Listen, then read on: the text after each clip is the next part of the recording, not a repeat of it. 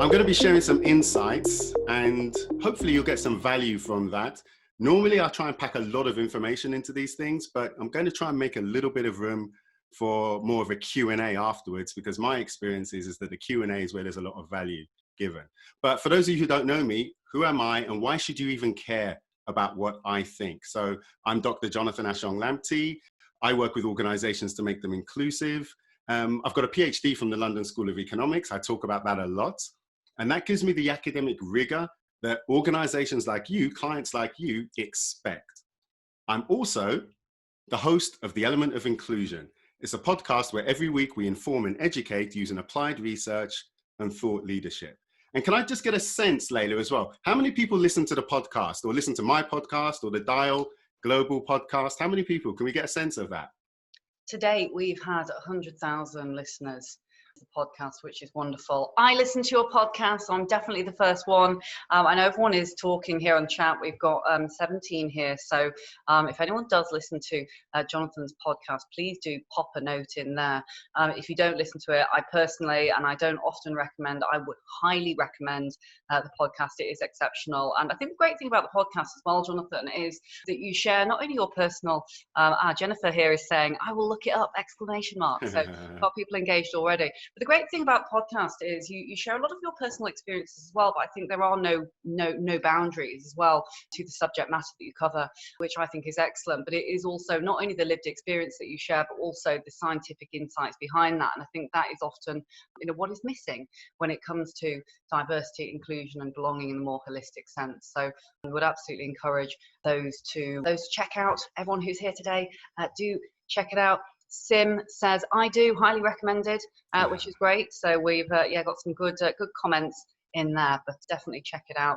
I listen on Apple Podcasts, not giving any plugs here, but I do like Apple Podcasts. It's very good indeed. It comes up on my feed every week. And comes in. And to be honest, I wasn't so much plugging the podcast. I always try and find out how many people listen. Whenever I speak, more people don't listen than do. So it's always just a little sort of check for me. So as I've said, if you've ever come across me, I always talk about my PhD. Honestly, I go on about it all the time. And Layla picked up on that as well in terms of that scientific approach, academic rigor. But what I don't do is talk about the details much. So the reason why it's appropriate or valuable to listen to what I've got to say today is because I've got a PhD in your problems in this context. My PhD was all about race, ethnicity, people of color, Black, Asian, minority ethnic people, and Black people specifically in the workplace. So a lot of times when you see research about race or ethnicity, it's always a comparative study. So we're going to look at this group of people who are white, and then we're going to look at this group of people who are, let's say, people of color, and we're going to compare their experiences. I didn't do that. I had a lot of pushback about that, but now everyone thinks it's a good idea, and you're going to see why, because it allows us to validate. It allows us to place value on the experiences of people of color. Let's use that term for now. When I look at the PhD, if you've got the time to read it, it's like 90,000 words. I wouldn't recommend you go out there, but it's always about an examination of the lived experiences of minority, racial, and ethnic individuals. You may think of that as being Black, Asian, minority, ethnic, or people of color. I, for very specific reasons that we can get to in the Q&A, I talk about them as being minority, racial, and ethnic. And that's also to do with relationships with power. Power is very important when we're talking about race. So that's something else that I want you to think about as we move forward in terms of today. So that said, I want to give you a warning. I want to be really clear about this. We're going to be talking about race, and we're going to be talking about racism in the workplace in a way that you may not be used to. We're going to be talking about it in very specific, direct ways that frankly make some people uncomfortable. So I want to manage your expectations now, because if it's not something that you're willing or able to do, that's fine, but this may not be the place for you. So just to be really clear and to manage your expectations as well. How many people have read this book? I always have this copy with me, always, White Fragility. This is one of the books that everyone's telling you to read. Right? Everyone's telling you to read it. And there's something really valuable that is said in this book when we're talking about race. So I've literally taken this picture from the book. I always love a highlighter. To interrupt white fragility, I don't want to talk about that too much, but we need to build our we need to build our capacity to sustain the discomfort of not knowing. the discomfort of being racially unmoored, the discomfort of racial humility. Discomfort mentioned 3 times. There's a chance you're going to be uncomfortable here today. Just want you to know and understand that. You can see I'm laboring this point because I want to have frank and open conversations with you. So does that sound okay to everyone so far? Yep, everyone's on board. Okay. So that said, in terms of what we're talking about today, there's 3 things that I really want to cover. First, I want to talk about the mistakes that are being made by organizations, maybe by your organization. Mistakes that are being made in the context of the death, killing, murder of George Floyd on one hand, also Black Lives Matter.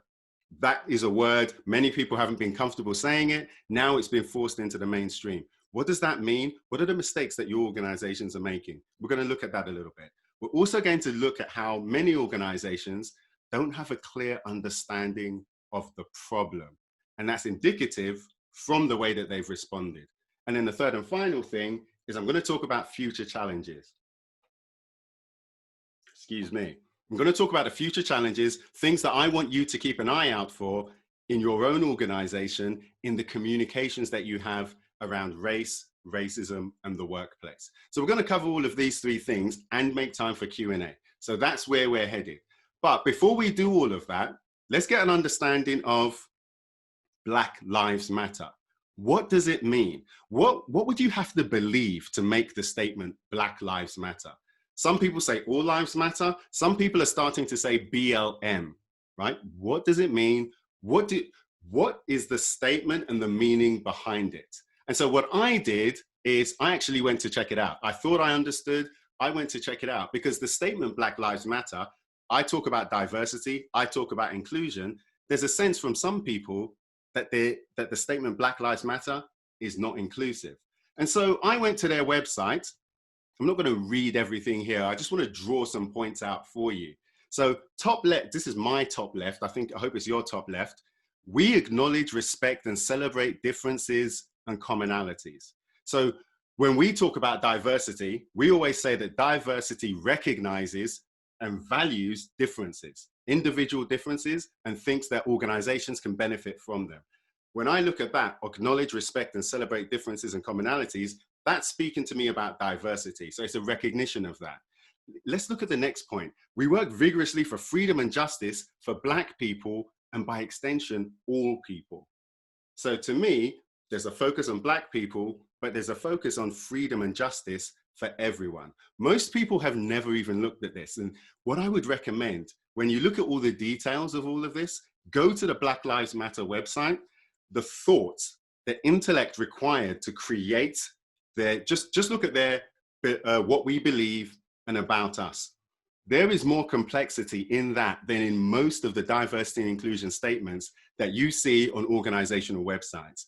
This isn't a random group of people. They've put a lot of thought just into this. So I'd encourage you to look at that because you could all learn and benefit from that for your organization. They're also intersectional.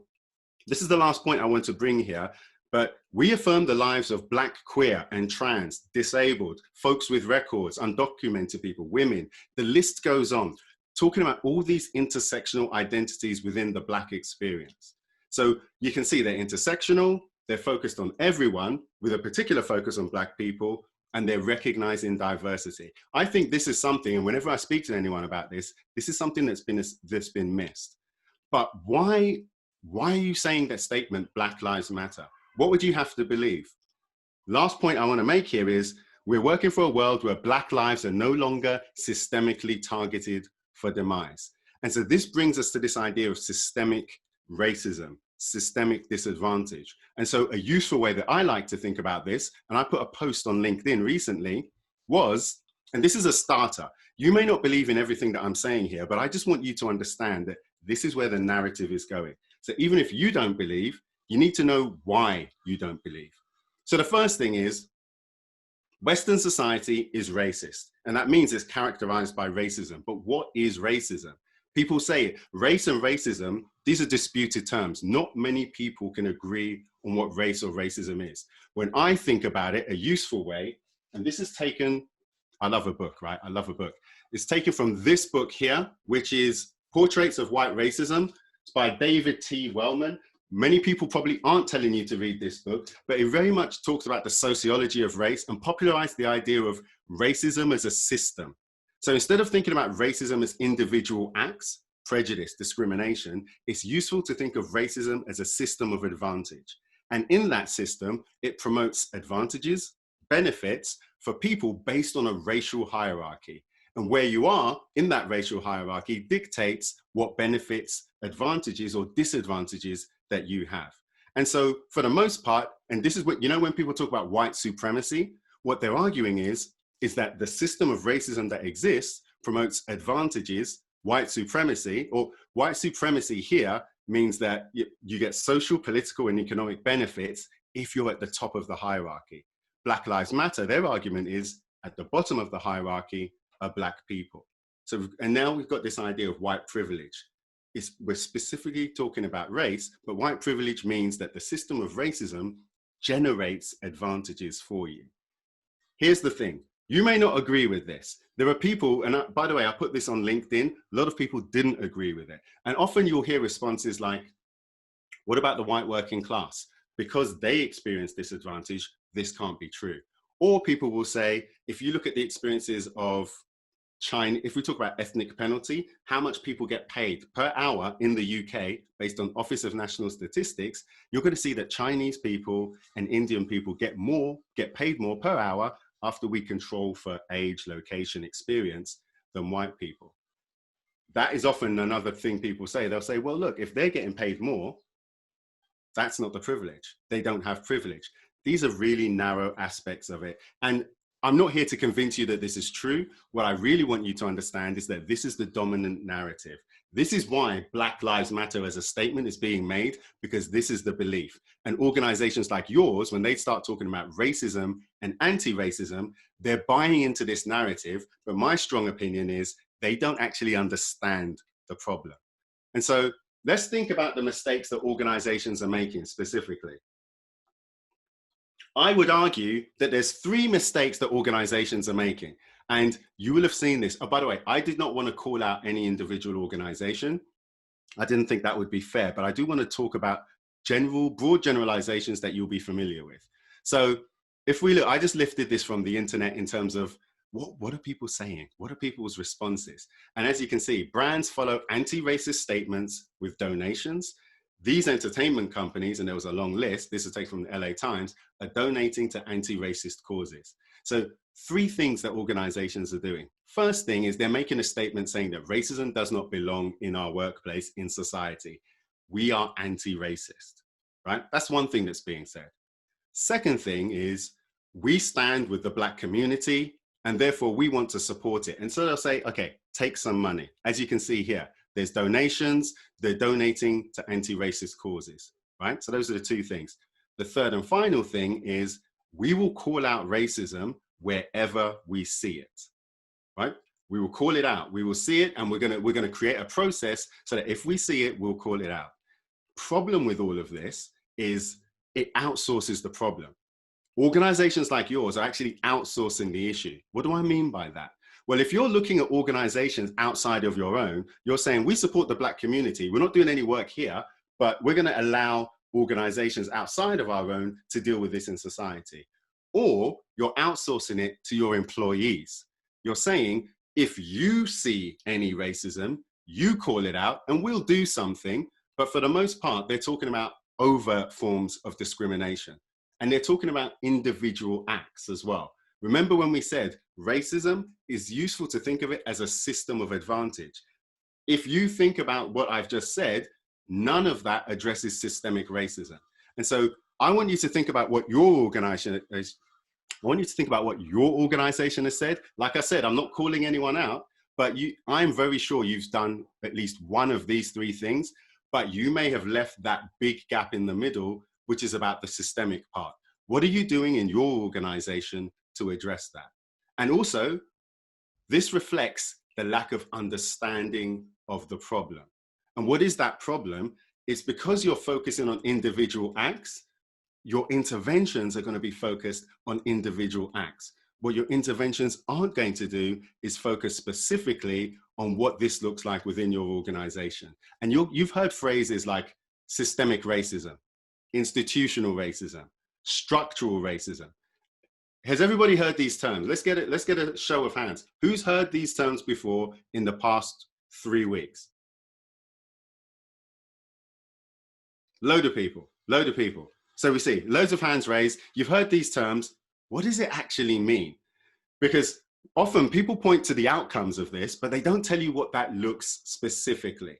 And so a useful way, and actually another question, who's read the book, How to Be Anti-Racist? A few people, a couple of people, less people. But yeah, it's one of those books that everyone's telling you to read, and I would recommend it because the narrative is headed in that direction.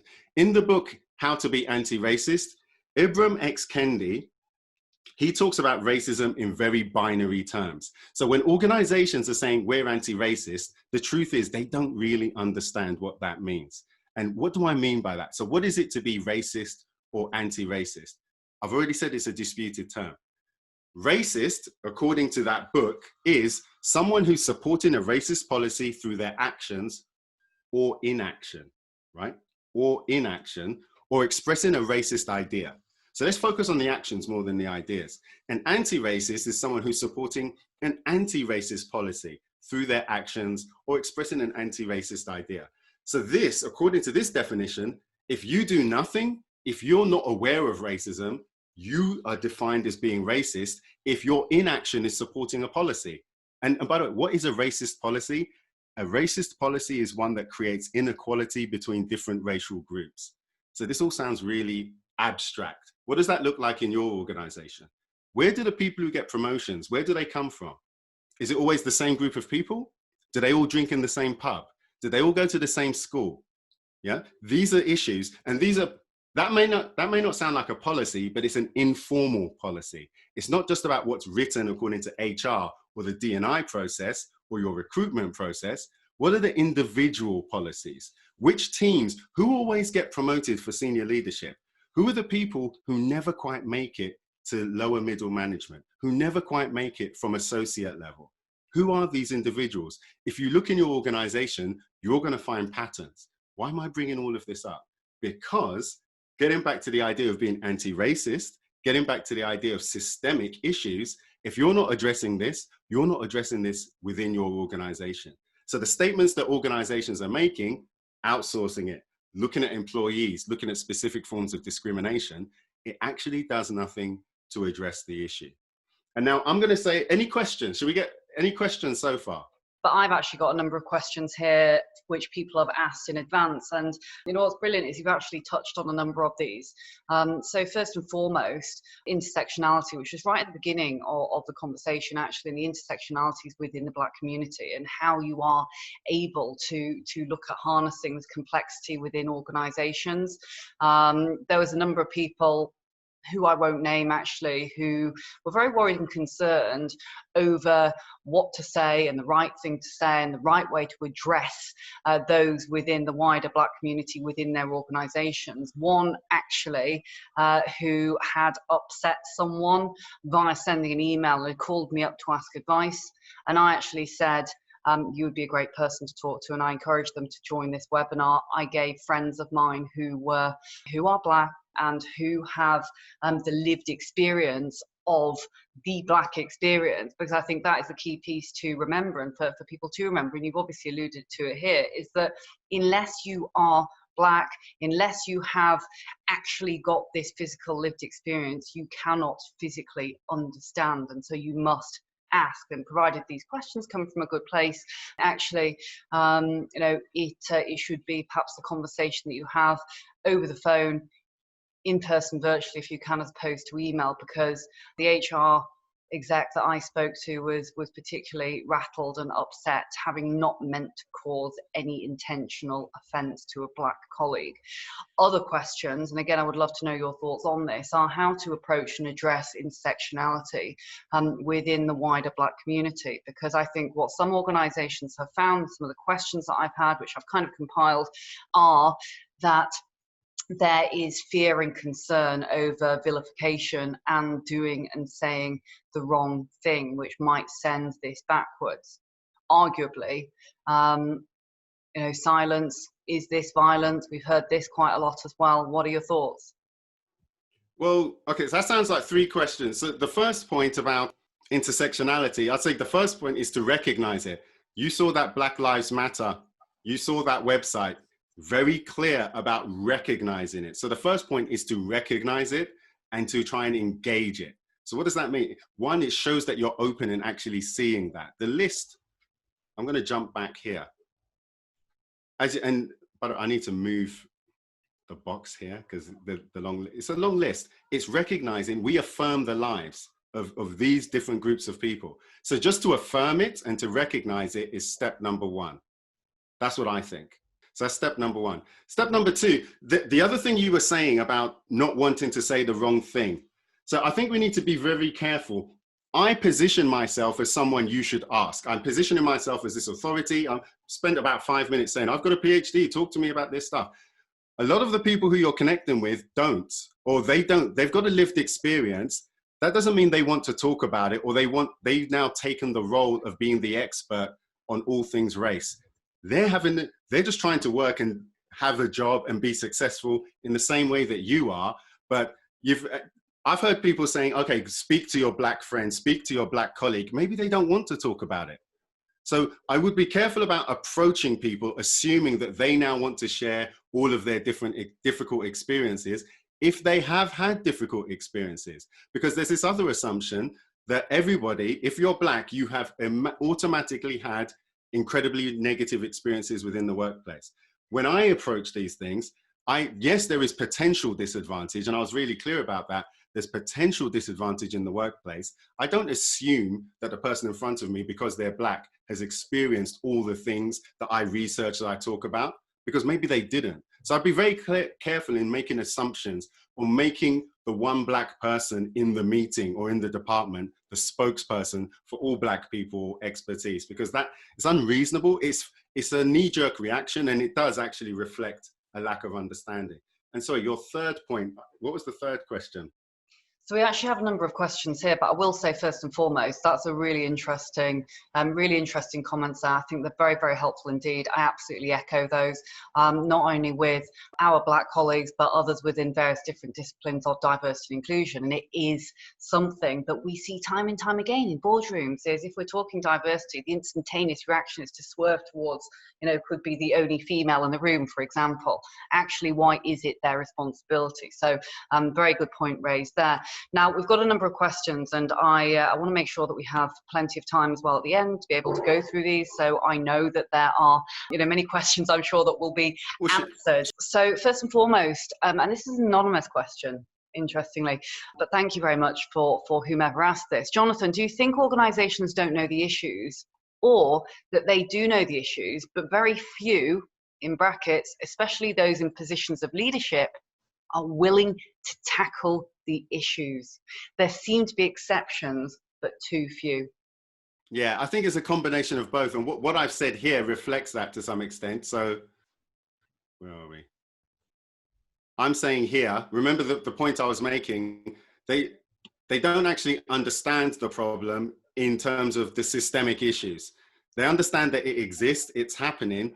And I think a lot of people have just turned a blind eye to this. Have you noticed there's people, there's organizations that are saying, wow, there's this whole thing, racism. It's like people have just woken up to it. But the reality is, and I think we've all seen that video with Joan Elliott where she says, would you like to be treated in the way that society routinely treats Black people? So people know that that treatment is undesirable. It's not good enough for them, but it's okay for other people. And so when we ask ourselves, leaders, what do they think? I think they know that there's disadvantage out there. They know your organization exists in society. If racism exists in society, racism exists in your organization because it's a system. That simple statement, a lot of people aren't willing to make. They're willing to jump to the anti-racism, but at first you have to acknowledge that it exists in your organization. The responses that we've seen here are indicative of the fact that they don't want to publicly recognize that it exists in their organization. Another anonymous question we have here, when we talk about improving diversity in our organization, I hear the pushback of people of color not applying. And it's interesting, whoever said that, I hear that a lot as well. How do we challenge this objection? Yeah, so let's go. It's a very good question, that Let's one. talk about this idea of policies, right? So remember, and I find this really useful, instead of structural racism, institutional racism, like systemic feels a bit heavy, and it is heavy. But actually, what feels more manageable is if you think of it in terms of policies. So if you're saying that people of color don't apply, I would argue the policies that you use, the procedures that you use, favor people who, well, white people, people of color don't apply because maybe they don't have access to whatever avenues that you're currently using. And once again, this is a generic statement, so we probably need to get a really specific example. Let's think about professional service firm, graduate scheme, okay? Professional service firm, graduate scheme, you're gonna say, we only want people from Russell Group universities because they're the best, right? They're the most intelligent. So now you've rolled that issue down to the universities. So now the universities have to say, the firm turns around to the university and says, well, why don't you have enough people of color, Black, Asian, minority, ethnic people? And the university says, well, people don't apply.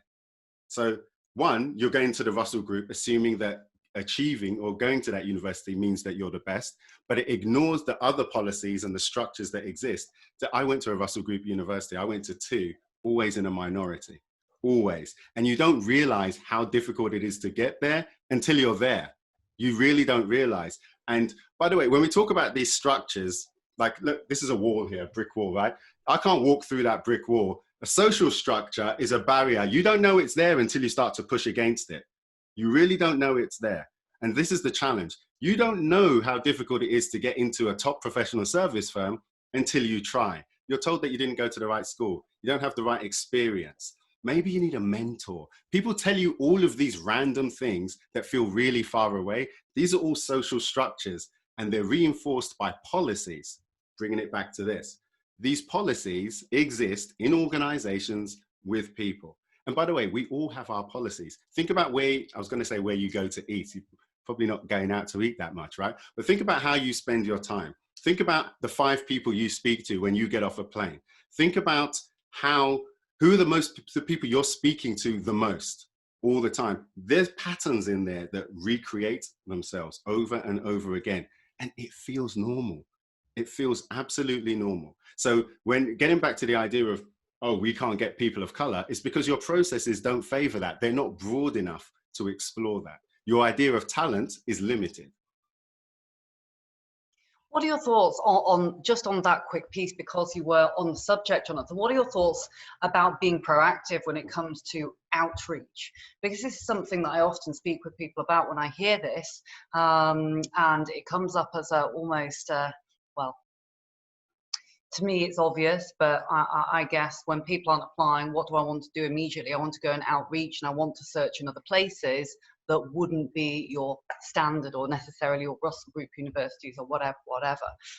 What about being proactive and organizations being proactive to go and seek and search in other areas they wouldn't have necessarily looked in otherwise, or to start advertising, or start to say, build relationships with certain other communities they wouldn't have necessarily associated with before? Yeah, I would say it's necessary. That should be part of doing business. Think about it. What are we all trying to achieve here? Like, we talk about diversity, we talk about inclusion. What's the point of the entire thing? We're trying to create a real meritocracy, what we call a modern meritocracy. Everyone can perform and everyone can belong. You can't afford to not be doing outreach, because if you're thinking about your preconceived ideas about what talent looks like, can you afford for someone talented to not join your team? Someone who you don't know how to find them? But by definition, there are people out there who are excellent and you don't know where they are. You should be doing everything to make yourself attractive to them and actively looking for other people. And if you're not doing that, then in the 20th century, you could dawdle along and get away with that. We're in the 21st century. A lot of businesses who are here now, I'm hoping it's not your business. Part of that is not being able to change and recognize what is going on in society, the cultural norms, market changes. We're all just coming out of a pandemic.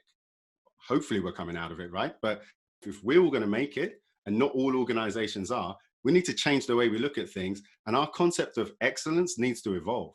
And if it doesn't, not everyone's coming. And we're going to see it. We're seeing it play out. Who wants to be Kodak? You know, there's a million Blockbuster Video. And I know those examples are biased towards technology, but I think you understand my point. Cultural identity, well, what we're told is what? Culture eats strategy for breakfast. And that's Peter Drucker saying that.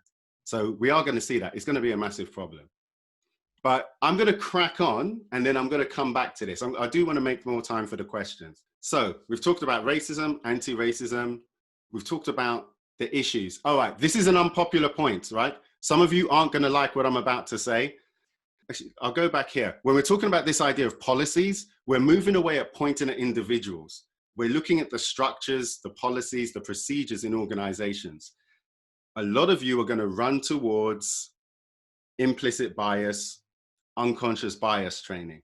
And I want to urge you to reconsider that. I want to urge you to reconsider that. This is an unpopular thing I say a lot. A lot of people don't like it. A lot of people ignore me on this. However, there is research to support this. So this is a meta study all about unconscious bias. And what that means is it's not one study, it's a study of other studies, all about unconscious bias training. And I want to draw your attention to the fact that it says it's in real world context. It's a systematic review. And what does it say? It says, look, conclusions, caution is advised. Caution is advised when it comes to programs aimed at reducing biases. Robust data is lacking for many of these interventions. So what I'm suggesting is you shouldn't run towards unconscious bias training as a solution for this, because once again, it's pointing at the individuals and not at the policies, not at the structures. And this is outsourcing the problem. I've never seen anything to suggest in my personal experience that it's been effective. And a lot of organizations, well, it's great for raising awareness. I'll make actually, you can search for this study as well. There's another one. This is a recent paper. It just shows and basically supports what I've thought for a while, which is that the unconscious bias training, great for raising awareness, but isn't effective for creating the interventions, i.e. for making sure that now we increase our representation of diversity in senior leadership roles. It hasn't been proved to do that. So you have to ask yourself, what is the purpose of it? If you do want to raise awareness and you're happy to do that within your organization in terms of an ROI, that's fine. I don't advise people to do that because often it pushes it all towards being an HR problem. So the obvious question is, what should you do, right? What we suggest in terms of our research and our approach is the elements of inclusion. You need to do 4 things. You need to socialize people. Remember this idea about racism being a system of advantage? We need to recognize that that's socialized into us over time. Racism has taken centuries to perfect, centuries, and we need to undo it. So when people say to you, what's the one thing we need to do? There is no one thing. There's several things, and part of it is socializing. We need to socialize ourselves over and over again over time. You noticed as well, it's socializing ideas as well as behavior.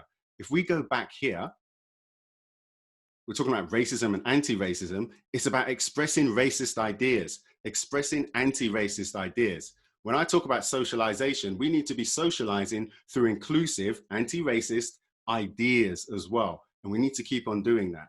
The other thing is support. We need to move away from the idea of a mentor being the be all and end all. We all know how important it is. Mentors are so important. You get one as soon as you join an organization. However, the reality is, and people who don't have access to mentors often rely on what we call a developmental network. These are people who take an active interest and action in helping you in your career. A coach could be one. Reverse mentor, peer mentoring. All of these is more than one. It's just not about the one mentor. And then we've got systems. Most organizations just stay there. They think it's an HR problem. We're going to focus on recruitment, retention, promotion, and then that's going to be fine. Once again, consistently, that has not worked. And we know that because, and once again, I ask you to look at your own organization. Think about your diversity and inclusion strategy and plan. If it was robust, after what happened in the past few weeks, you wouldn't need to scramble around to think that we need to make a statement. If you had a robust strategy, you'd be able to turn to your strategy to say, this is what we're already doing, even if it wasn't that much. Just to say that you've already thought of it and you're doing this is the work that you're doing makes a complete difference. There's some organizations that I know that aren't panicking now, that we're doing a little bit of work and they could say, yeah, we're still on the journey, but we've been doing this for a while. Seems like a lot, it is a lot. And everything that we're talking about is repetitive, it's boring, it's not all about panel events, it's not all about, jerk chicken in Black History Month. It's really focused on changing people and behaviors over time. Then we've got the systems. Systems, as I said, this is where most people go to, but it's about the informal systems. Think back as well to the policies. What do they look like? How do you do it? And then the last one, and frankly, no one really gets down here, is the solutions. Once we've got a fluid idea of identity, once we recognize that privilege and disadvantage and discrimination are contextual, once we loosen, and this goes back to what you were saying, Layla, about preconceived ideas of excellence, we can then start to create inclusive solutions that aren't limited to our imagination right now. And this is why you don't hear me talk about equality much. And I was talking about this earlier today with a client. When we talk about equality, we're often harnessed to an idea of what we think is good. When we talk about inclusion and inclusive solutions, we're free to imagine things and pursue things that we haven't achieved yet. I don't really see, if you ask me, I've got a couple of small examples of how that works. I'm always looking for case studies for that. So, and you won't find many people who have got them. If you've got an example, please share them with us. We always want to hear it. Okay, so future challenges. This is where I think we're going to have huge problems moving forward if you're not paying attention to everything that I've said previously. So first thing, and most of this is about language and meaning. And it's going to be quite subtle. If you don't accept some of the things I've said earlier, you're going to completely miss it. A lot of organizations are already missing it in terms of the way that they're communicating about race, anti-racism. So the first thing is, and this is from a video that I put out on LinkedIn earlier this week. It's a very subtle point, put here. Doesn't matter if you say BLM or Black Lives Matter. I know we all love an acronym at work. We all love an acronym at work. It's easier to say BLM, isn't it? But Black Lives Matter, even, I'm going to say it again, Black Lives Matter, it is a profound statement and it forces your attention onto the issue. When we say BLM, what I'm noticing already is the transition, the movement into being this sort of like HR process. Yeah, what are we going to do about BLM? And we're now not talking about the systemic issues anymore. I've seen it already being moved over. We need to be seen to be doing something. And this is one of the most common mistakes that organizations make on their inclusion journey, but also it starts to be relegated. Now, some of you who have actually been on the Black Lives Matter website are going to say, well, hold on, Black Lives Matter on their website, they say BLM. Yes, they do, but they're not trying to dilute the message. So just be aware when you hear people saying BLM, are they diluting the message? Are they drawing attention away from the core issue? If they are, maybe you need to reconsider the language that you're using and also the meaning behind that. So that's one thing. The second thing, and once again, we're already seeing it, is this concept of what it means to be anti-racist. Frankly, when I read the book, and I only very briefly read the book, How to Be Anti-Racist, it was very binary. It's very stark. You're racist. You're not. You're racist. You're not. But it's not a fixed identity. I really want to draw attention to that. The good news is that racist and anti-racist are not fixed identities. It's fluid. And you heard me talk about that earlier. It's fluid. Context matters. If you're being inactive in some way, shape, or form in the presence of a racist policy, i.e. a policy that creates inequality, that means you're racist according to this. The reason I say that is this is where the narrative is going. Think about that in your organization. If any of your organizations have said, we believe in anti-racism, we are anti-racist, we're striving to be anti-racist, that's a huge statement, which I don't believe that everyone has taken, has got a really strong grasp on. So do you know what I think is going to happen? People are going to rechange this. They're going to repurpose the meaning of anti-racist to mean, oh, we're just not, I think anti-racist is going to become the new, I'm not racist, I've got a black friend, that sort of statement. That's where it's going to go. It's going to lose its meaning. And it's going to be really obvious because the concept of anti-racism is proactive and it's built on action. So if you say that you're anti-racist, but you've got no plans to publish your ethnic pay reporting, you've got no plans to talk about the demography in any way, shape, or form of your organization, we know that you're not really anti-racist, because if you were, you would be trying to do that. If you've made a public statement in that way, why haven't you made the public statement in any other ways? And by the way, not only a small number of people listen to me on this, I would strongly urge, well, people who I speak to, I'm urging them to actually publish their demographic data as quickly as possible. Do you remember, it was about 5, maybe 8 years ago, Google, Facebook, LinkedIn, all the tech companies, Pinterest, all those tech companies based in Palo Alto, San Francisco, I can't remember who was first, maybe it was Apple. They published their diversity data and it wasn't any good. Yeah, if you wanted to be defensive about the number of Black people, people of color, number of people who are LGBT in your organization, you wouldn't have volunteered it. They put it out there really quickly. And when one did it, in a matter of days, all of them did it, because they all position themselves as trying to serve the world, the community.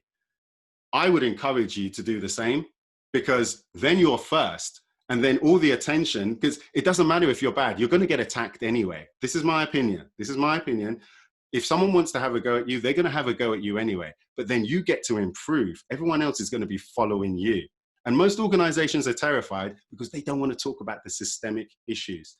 If you're serious about this, well, this is how we're judging it. And also, I know people who are collecting data on this. They're collecting data. There's spreadsheets about, okay, you've made this statement. How many people are on your board who are people of color, who are LGBT? Okay, what are the actions that you're following? It's the easiest thing in the world to crowdsource this. I know people who are doing it. I would get ahead, because all of this is going to turn into future research when someone's going to be hitting you over the head with it. So that's the point I'm going to make there. The last point is about change, chance versus change. If you're not willing to change, I think you're going to be left behind. The narrative, people are saying, is this something different? Is this the same as last time? Last year, I took part in a campaign called 56 Black Men. I was wearing a hoodie. Like normally, I'm dressed casually now. If you meet me in real life, I'm always wearing a suit, a really expensive suit. I always introduce myself as Dr. Jonathan. There's a reason for that. I'm casual now and I'm standing here in my studio, so it's a little bit of a different vibe, right? But in this campaign, I was wearing a hoodie. I like wearing hoodies. When people meet me when I'm wearing a hoodie, I get a very different experience, very different response to Dr. Jonathan in his nice tie. It felt different then. Everyone thought that there was something was going to happen. It didn't really happen. This feels different. It does feel like an inflection point, because I think now people are going to be holding organizations in particular to account. And if you're not consistent with what you've said, I think particularly if you're consumer facing, it's going to be a problem. We're already seeing what that looks like in terms of sportswear. Nike, Adidas, all of those organizations, they're having issues about it. And this is why they're having to address organizations, address consumers directly. So that's where I'm going to end and open it up for Q&A. I've covered a lot. I suspect we'll be able to pick up on some issues or anything that you feel that I've left out. But thanks for indulging me. And yeah, let's get into the Q&A. Jonathan, thank you ever so much. I think that's been enlightening, informative, and brilliant. To hear also about the science behind all of this. And I think there's some very, very useful terminologies that you use, especially around kind of thinking of things as processes, which I think really does put it into context, because obviously all organizations and all people are at different phases of that diversity, inclusion and belonging journey. So I think it's important to bring everyone along the journey, and I think you absolutely have done that. I think it's been fantastic. Also, a lot of respect for yourself and Cephas Williams, 56 Black Men. I think it was absolutely remarkable. Big fan of Cephas, and obviously you and the work that you do. It was a very powerful campaign. If you haven't seen it already, I would absolutely encourage everyone to check it out. 56 Black Men, as Jonathan described there, very different experiences. I can quite imagine in the doctor with the suit and the tie versus the hoodie. It'd be interesting to see turning up to a meeting in a hoodie and see how people did respond. To be honest, and what people will tell you, like even when I wear a suit, even when you go to inclusion events, even if you go to see clients, the difference when I say, oh, I'm Dr. Jonathan, or you go to a reception, I'm Dr. Jonathan versus hi, I'm Jonathan, get treated completely differently. I've been to events, inclusion events, where people, you know, they walk past you, they say hi to who they know and stuff. They won't walk past you, completely ignore you. Then you get on the stage and you have a completely, oh, hello. Afterwards, everyone's really friendly. Yeah, there's a lot of stereotypes out there, definitely. Particularly of 6 foot, I'm 6'3". It means something in the world. And this is why organizations like Black Lives Matter are making the statements that they are. Absolutely. So we've got quite a lot of questions here. Sim asked earlier, have you seen any organizations, hi there Sim, have you seen any organizations mandate reading books like How to Be Anti-Racist on this topic to their leaders? And are there any sustainable frameworks that can be used to help call out covert racism and sexism in a way that does not make the doer feel attacked? Research shows that giving feedback is as hard as asking for it. Yes. And so the first part, have I seen any organizations mandating? No, I haven't. It's always suggestions. Depending on the size of your organizations, normally all of this falls either under D&I, but really it's the employee resource groups. Sim knows that we've got a book club as well. I'm trying to get everyone to start their own book club. Just start your own book club because it's a useful way to talk about these issues. But to directly answer the question, mandates at senior level, no, I haven't seen it. I would recommend it. It's not that hard to introduce either. It's something that could be driven by the D&I team. So one, that would be great. The other question, sorry, remind me the second question, it was about? Are there any sustainable frameworks that can be used to help call out covert racism and sexism in a way that does not make the doer feel attacked? Research shows that giving feedback is as hard as asking for it. It's a very good point, Sim. Yeah. Actually, and this is, goes back, I think, to some of the pieces that we did cover earlier, is I think there is, there's a lot of fear over being vilified. And so some who, do, and some maybe who don't, want to do something are not saying something because they're worried about being vilified for what they have said. Yeah, and I think it's a cultural issue, actually, because the truth is the processes are already there, aren't they, in most organizations? If you see this, and by the way, we're talking about covert discrimination. That is the challenge, because you can always be explained. This is why the culture is so important. So if we're talking about a particular microaggression, or I walk into a room and they're surprised, when they saw my name, they didn't know I was Black, or I walk into a room, they think that I'm the junior person when in fact I'm the senior person, or, there's so many different things. People walk to the side a little bit when you walk around. When you call that out, it can always be explained so easily in a way through a normalizing gaze, we call it. It's like, I made a podcast about this, garlic bread, right? Those two words together, it sounds ridiculous, garlic bread. If we say it long enough, we can make that statement and the idea of garlic bread a ridiculous thing. That's often what happens when you talk about a microaggression. You'll say something like, oh, they looked at me in a different way, or whatever you say will sound ridiculous after a while. And that's indicative of the culture of the organization. So I think the framework is something that could probably either it exists already or could be introduced, but it's the culture of the organization that needs to change. And specifically, you need to have environments where people can talk about these things and not be vilified, or not feel that they would be taken advantage of. Or as you said, Sim, in terms of that research, if you've got a reputation for calling out these things, you're characterized as being troublesome. That tells me something about the culture of the organization and the values in terms of the leadership. So it's not something that individuals can fix by themselves. It takes everyone. And yes, senior leadership definitely needs to play a role. It definitely does. It is across the entire board and C-suite. We all have a part to play. Now, an anonymous attendee here says it's fairly easy to have policies. After all, they are written documents. It's a first step, and many large organizations have policies. However, what do you do after that, i.e. implementation, education, leadership, message, etc., is what can make a difference? What are your thoughts? Yeah, well, I would draw attention to the fact that you spoke about written policies. The real issue is the unwritten policies. Because it's one thing what's written down, but what actually happens. So think of an example of formal and informal communication, right? if you wanted to hear something, you could communicate with a colleague through WhatsApp or through a phone call. And there's other ways of communicating, which is formally through email. You need to speak to this person, then speak to that person. So there's a formal way and there's an informal way. It's the informal policies that we also need to address, because the formal policies can be circumvented, they can be avoided. In fact, there's a phrase, they call it empty shell policies, where you've got it all set up, and most organizations have it. You've got it all there. There is a process. There is a way of doing it. This is where we should have a diverse representation or a diverse, whatever diverse means, right? Diverse panel or diverse set of candidates, but they never get the job. It's because the informal policy means we don't actually hire those people, but we say that we're going to at least interview them. So I would say the focus is on the informal as well as the formal. Very good answer. How many times have we heard they weren't the right fit, in inverted commas? I've heard that 3 times in the past week. People have told me that, yeah. Really? Gemma Harrington says, thank you, Jonathan. You've made me look at thoughts and ideas through a different lens. I think whilst we have responsibility at home, a lot of it needs to come from our education. I'd absolutely agree with that, Gemma. She says, I've just started reading Why Don't I Talk to White People About Race? I've learned so much about slavery that I knew nothing about before. Another question, or another couple of questions we have here, and we also have some on the other chat, because I see we have some questions on the chat and some on the Q&A. I will get to both.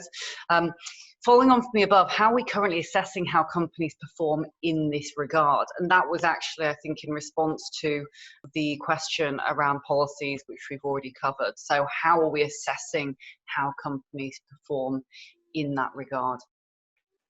I think it depends what we're talking about specifically. Like, what are we focusing on? Like, it's like the thing with unconscious bias training. What we do the training, what do we expect to happen? So when we say a policy, are we talking about a policy around recruitment, a policy around promotion? And once again, can you see that's all about HR? So I think we need to be assessing the policies. It depends on what we're trying to understand and what we're trying to achieve, essentially.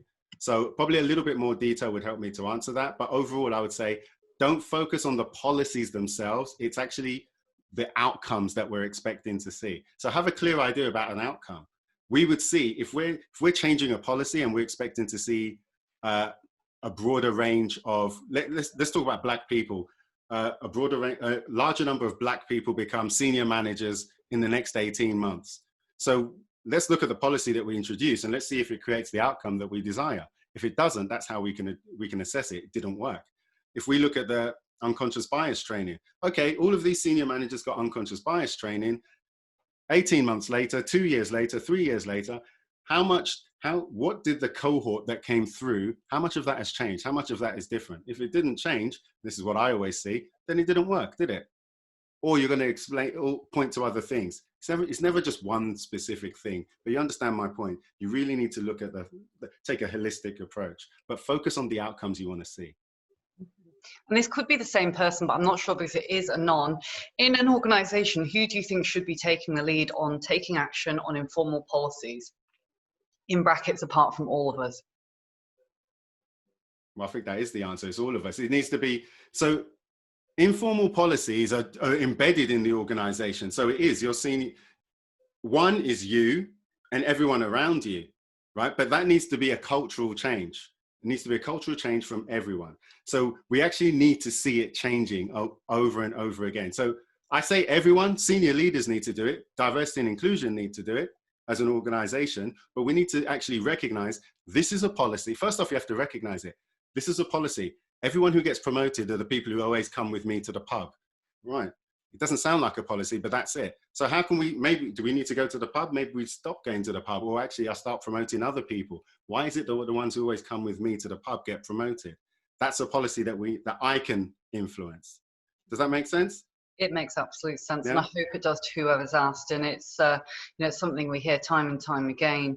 It's again a very informal policy or an invisible policy, being exclusive by only inviting those that want to be around a certain, whether it be type of behaviour or certain place, whether it be a pub or whatever.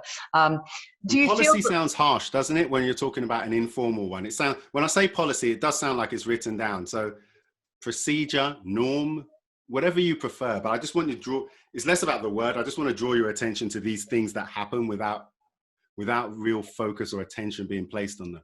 They feel normal. Just remember that they always feel normal. Do you think there is a link between the battle against racism and the reactions, both positive and negative, to the rise of populist politics that we have seen on a global basis in recent times? I'm not sure if I want to get into I'm not sure if I'm qualified to talk about politics or the rise of populist politics. So I'll probably try and avoid that. I don't normally avoid questions, but I don't want to talk about things I don't properly understand. That's one of my simple rules that I have. So I have friends who could say yes, but I'm not going to be able to articulate properly why I think that is. So I'm going to avoid that and hopefully learn more and to be able to have a better answer. But I don't think I can give you an informed answer on that. I think we could do another whole virtual workshop on just that question, actually. But thank you very much indeed for the question anyhow. Now, we've got 1 minute to go, and I appreciate we are going to spill over a little bit here, but I want to make sure I just give voice to everyone who has asked questions here. I'm happy to stay, so yeah. So I'm just conscious of those that may have 4 o'clock meetings. So we'll get through some of these very quickly. So Andrea says, in what ways can you challenge and make change to the promotion processes when senior colleagues are adamant that promotions are made on merit, skills and performance only, when the approach clearly favours white men in the organisation, as evidenced by the makeup of the senior team? Great. Yeah, I would look for alternative evidence to show that that's not the case. So, for example, if you've got someone who overperforms, if it's evidently clear, I would say present the evidence. So I had a family member, right, was actually making sales at a time when no one else was making sales, and there was an argument that they weren't performing. So that is actually categorically they're overperforming, but they're being told that they're underperforming. So that is an issue. You can present that. But also, we also have to remember, most people who don't get promoted, it always seems like a surprise to them at the time. So what I always recommend to people is try and prepare, build a case for your promotion before it happens. It happens all the time. I hear it all the time. Oh, I didn't know, I didn't understand. So build the case way in advance. So you have to be proactive about it. Feels like a lot more work, but it does build a resilience and make sure that you're always providing evidence for why you should be getting what you should deserve. Very good answer. I couldn't agree with that more. You know, we can all say that we're great at certain things, and you know, obviously with my exec search hat on, thinking about interviewing people, and when I prep them up, it absolutely is evidence based. You can all say we're great at certain things, but actually, who, what, why, where, how, why was it that you were responsible for that positive action happening? Kamini, good to see you again, Kamini. Kamini says that she absolutely agrees on the conscious bias training piece. She believes there's so many better evidence-based alternatives. And also a final message here, so finishing nearly on time, from E. King. Says, Jonathan, you mentioned your book club. Is there a way we can get involved with this? Absolutely, and we will put all the details into the end of the virtual workshop, so you can get hold of those. But Jonathan, I'm going to hand back over to you to give any final comments to those who have been tuning in today. But from me and from the DAR Global team, Jonathan, you've been absolutely exceptional. It's been a real privilege having you join us and sharing your thoughts, your expertise and your guidance and your personal story as well, which again is something that I know we keep saying we're going to do it. We must get you on the podcast very soon, but I'll hand back to you now.